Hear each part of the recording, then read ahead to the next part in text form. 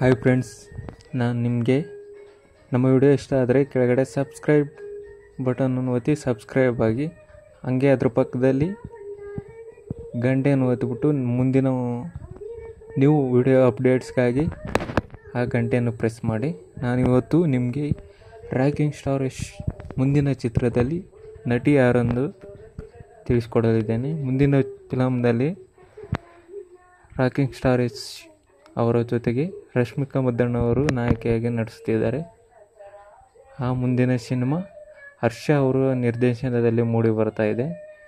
ನೀವು ಹಿಂದೆ ಎಲ್ಲ ಕೇಳಿದ್ರಿ, ಕಿರಿಕ್ ಪಾರ್ಟಿ ಹುಡುಗಿ ಕಿರಿಕ್ ಮಾಡ್ಕೊಂಡೈತೆ.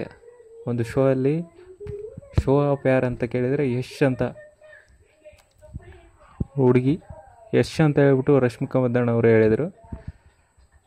ಅದೇ ಈಗ ಇವರಿಬ್ಬರು ಒಂದೇ ಫಿಲಮಲ್ಲಿ ನಟಿಸುತ್ತಿದ್ದಾರೆ. ಹರ್ಷ ಅವರು ಡೈರೆಕ್ಷನ್ ಮಾಡಲಿರುವ ಮುಂದಿನ ಸಿನಿಮಾ KGF ಆದ ನಂತರ ಶೂಟಿಂಗ್ ಸ್ಟಾರ್ಟ್